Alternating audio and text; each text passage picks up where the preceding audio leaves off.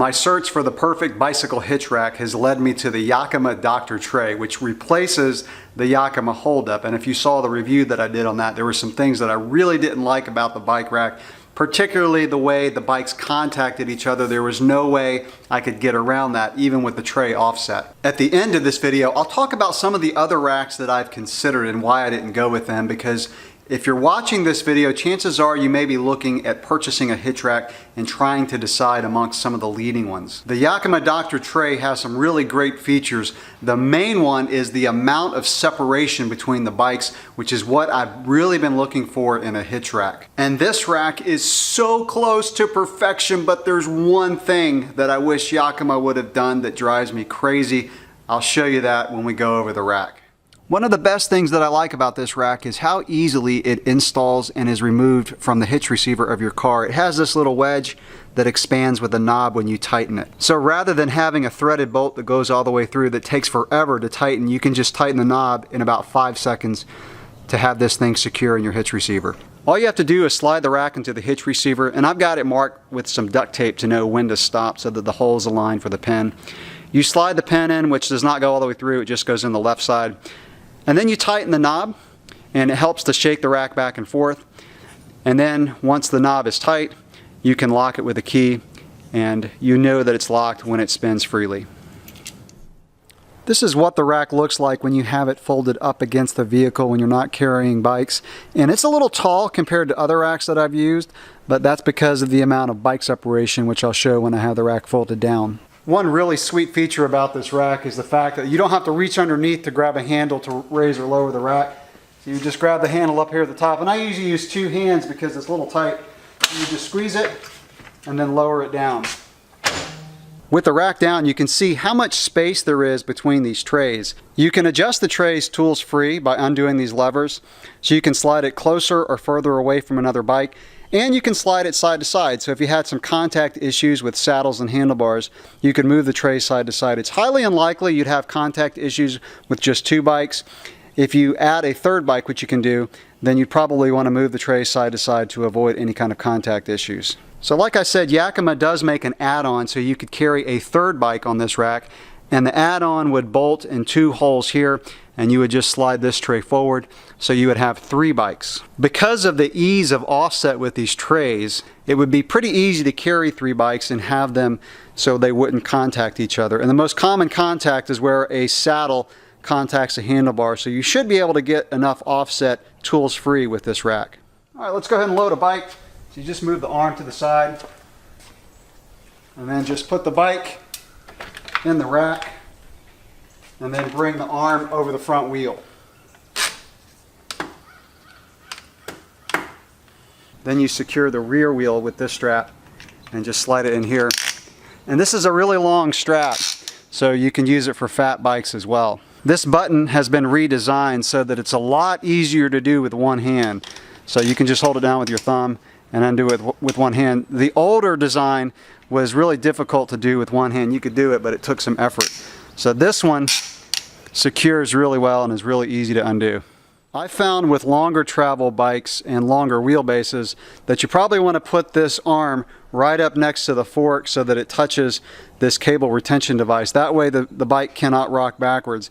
And so that leads me to my frustration with this rack. Like the hold-up, the rear wheel can hang over the back of the rack, and the gravitational forces can really pull the bike down and cause the bike to rock backwards. It's not as bad as the hold-up. It seems like the trays are a little bit longer, but I wish Yakima would have designed this like Thule, and that is with a longer tray so that the rear wheel holder will just slide back and forth instead of tilting backwards. Now, I'm not an engineer, but I would have designed this rack so that the tray would be longer and you wouldn't have that force pulling the rear wheel backwards.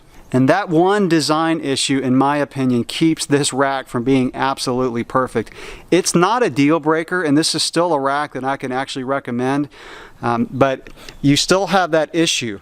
Now, a solution that I would do and that I'm going to do when I go on longer trips, or really any time that I go on the interstate, and that is put a strap, either Velcro or one that just secures with a buckle, so that I can hold the front tire down. That way the bike cannot rock backwards.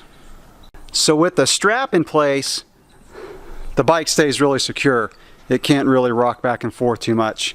And again, this only happens with a long travel bike. With a road bike, cyclocross bike, it's totally fine. Even my cross-country bike, not really that big of an issue.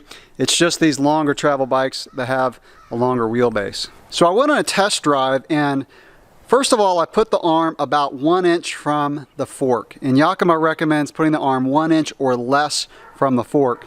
And so you can see in the video when I did that and jerked the car from side to side, there was a little bit of movement. The front wheel rolled back and forth a little bit. It's not like it's in danger of falling off the rack or anything. It just moves around a little bit more than my liking. And then I put the rack right up next to the hose retention clip of the fork. So it's not really touching the fork, it would just touch that retention clip. And when I did that, there was very little movement. So the bike was pretty stable, did not rock back and forth, even when I jerked the car from side to side. So with the arm right up against the fork, it's secure enough for my liking. I still would use a strap on the front wheel in case I was going to do a long trip, but just going around town, it's not worth bothering with it. The bike really holds secure with the arm all the way up against the fork.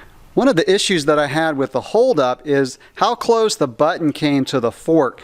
On this rack, the button's on the outside, so it's a non-issue, and you can see just how much space there is there. So this rack is good for plus bikes, fat bikes, and just regular mountain bikes, even road and cyclocross bikes. This rack has a pretty decent security cable that you would pull out of the tray, and it extends pretty long. I wish it were about an inch or two longer. Sometimes it's a little difficult getting it through the front wheel, around the frame, through the rear wheel, and attaching it. Sometimes you actually have to bypass the front wheel and just go around the frame and the rear wheel, and then you would attach it to the pin that holds the rear wheel tray on. If you wanted to add extra security, not just use this cable but use your own, there is a point here where you can lock on a cable.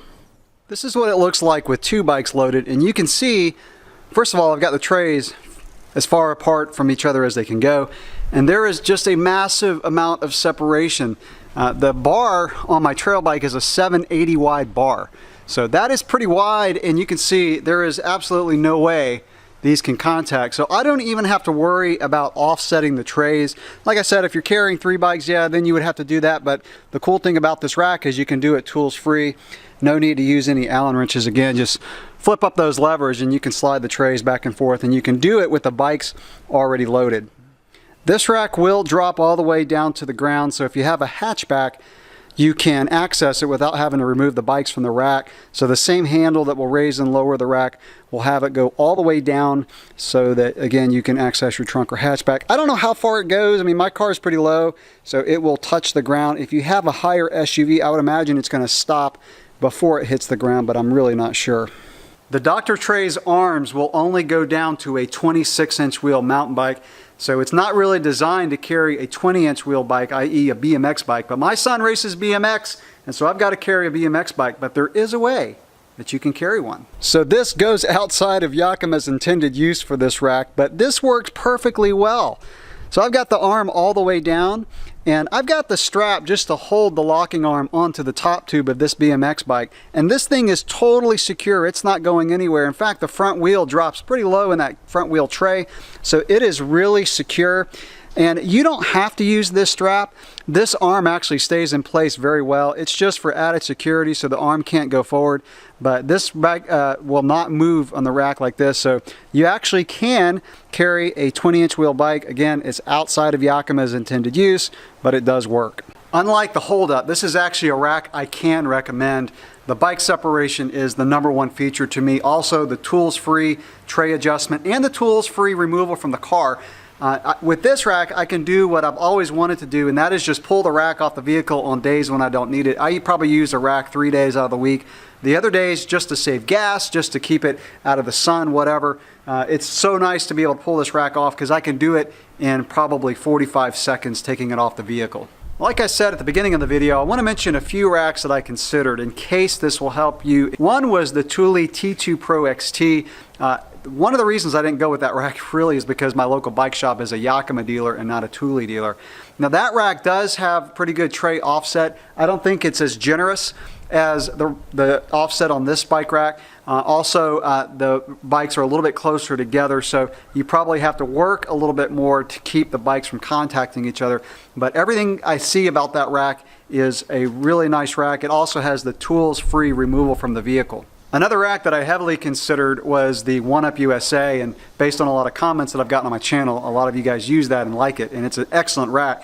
Two things that kept me from that rack. One is you have to adjust with a tool that bar that contacts the rear tire if you want to carry a smaller bike. So I carry my son's BMX bike, and I might be carrying that on a Tuesday night for BMX practice, and the next morning carrying 2 bikes to work.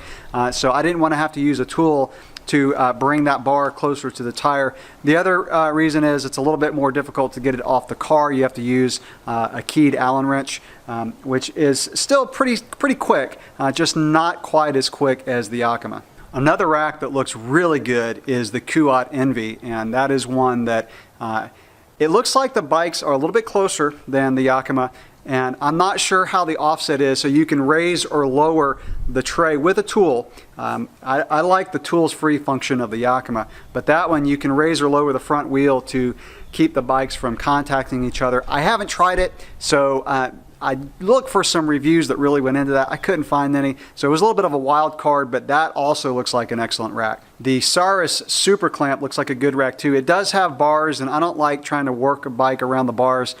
It may be a non-issue, I don't know. But that one also, I wasn't sure how easily you could offset the bikes in case you had contact issues. Now, I've been using the Yakima 2-timer, and that's actually a really good rack. It does contact the frame. One of the reasons that I went away from that rack is because I always had to adjust the wheel trays. So if I'm carrying my son's BMX bike or my 29er or my trail bike, I had to undo the wheel trays and kind of line those up, and it just got to be a pain because I'm carrying different size wheelbase bikes all the time. Also, the 2-timer does not have a locking mechanism. You have to use your own cable. It doesn't have one inside the rack like the Dr. Tray does. So that will conclude my review of the Yakima Dr. Tray hitch bike rack. This one is a 1.25-inch hitch receiver rack. You can get it in a 2-inch receiver. You do have to specify. There is not an adapter you can use. Because of that wedge feature, it's either a dedicated 2 or 1.25. It is a rack that I can recommend. So take the things that I mentioned in this video and decide if it's a rack that'll meet your needs. Any questions or comments that you have, leave them below. Thanks for watching.